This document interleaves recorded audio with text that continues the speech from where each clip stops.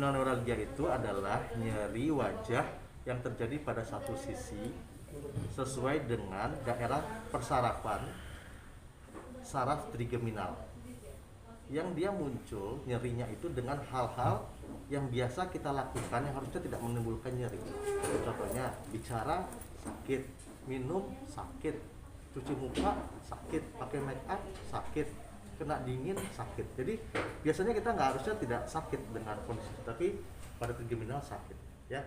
Saraf trigeminal itu saraf nomor 5 di kepala kita, ada 2 pasang kanan kiri, tapi paling sering itu terjadinya satu sisi. Dia punya 3 cabang. Cabang 1 namanya oftalmika, cabang 1, kedua namanya maksila, ketiga mandibula. Dia bisa kena 1, kena 2, atau semuanya.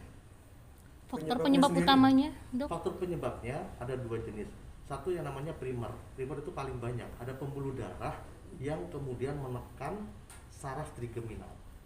Nah, dengan berjalannya waktu dia berdenyut, saraf itu lama-lama mendapat tekanan kronis sehingga selaputnya rusak. Muncul seperti kayak kejang. Jadi kayak muncul daerah yang cedera dan dia mengeluarkan sinyal nyeri. Nah, ada juga yang lain namanya trigeminal sekunder. Kenapa? Karena tumor, karena kelainan pembuluh darah, karena kemudian ada tulang yang menebal. Nah, itu golongannya penyebab.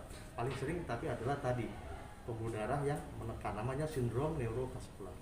Artinya penyakit bawaan ya. Itu, apakah perawatan wajah nggak cocok atau seperti apa sih? Ada faktor-faktor penyebab lain seperti itu?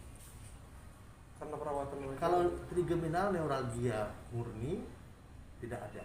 Tapi ternyata sebenarnya kalau didalami lebih lanjut lagi, trigeminal neuralgia itu ada saudaranya atau ada yang menyerupai.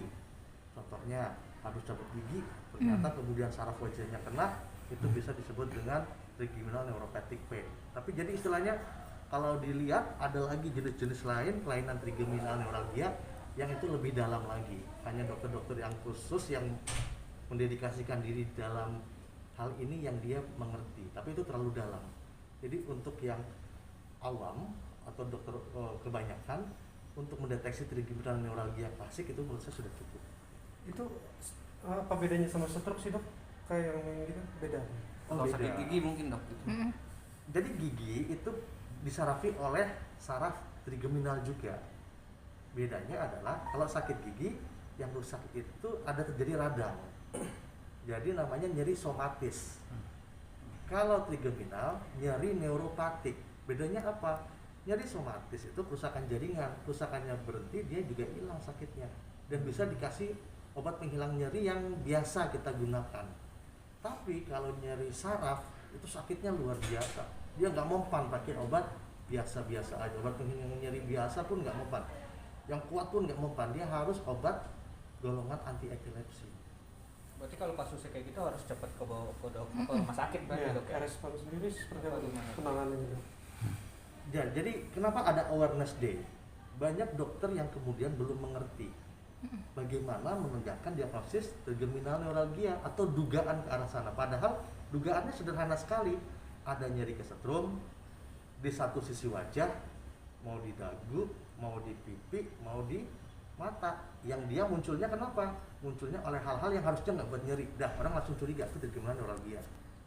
Nah, curiga kemudian apa? Kita lakukan MRI yuk. Nah, salah satu cara memastikannya tadi dengan ngasih obat-obatan anti epilepsi. Jadi kalau gini, dia ada kelainan itu dikasih obat penghilang nyeri biasa nggak mempan, ternyata dikasih obat anti epilepsi dia mempan. Nah, makin mendukung kecurigaan kita trigeminal neuralgia karena makin mendukung itu nyeri saraf bukan nyeri somatis. Nah, apa lanjutkan? Kita lakukan ketemu dokter yang memang berkecimpung di bidang itu, kemudian tadi lakukan mulai pengobatan, naikkan dosisnya kalau nggak mempan, kombinasi. Tapi kalau nggak mempan juga, ya itu kita harus lakukan tindakan yang lebih intensif. Seperti apa, Dok? Operasi utamanya. MVD tadi itu, Dok. MVD, itu operasi gimana MVD itu? Operasi MVD itu dengan berkembangnya teknologi sekarang relatif aman. Dibuka sayatan kecil di belakang telinga, terus dibuat mungkin sekitar 5 cm, terus habis itu dibuka tengkoraknya, dibuat lubang kecil ya mungkin sekitar poin sekitar 3 cm diameternya, 2,5 cm tergantung seberapa tebal tulangnya. Kemudian dengan panduan mikroskop tuh kita mulai tuh cari itu saraf yang menekan, kemudian pembuluh darah yang menekan. Nah di sana yang saya bilang tadi butuhnya perencanaan sebelum operasi. Kenapa? Karena tempatnya kan sempit di bawah mikroskop. Kalau kita nggak tahu kita mau kemana, nyasar di dalam kepala itu bahaya sekali. Sodok sana, sodok sini, geser sana, geser sini, itu bahaya sekali. Tapi kalau sebelumnya kita tahu tujuannya kemana, sudutnya kemana, nah operasi akan menjadi aman, relatif aman. Ditambah adanya kayak kita kalau parkir ada yang pandu tuh, kanan kiri maju mundur gitu ya. Nah itu yang pandu itu iom.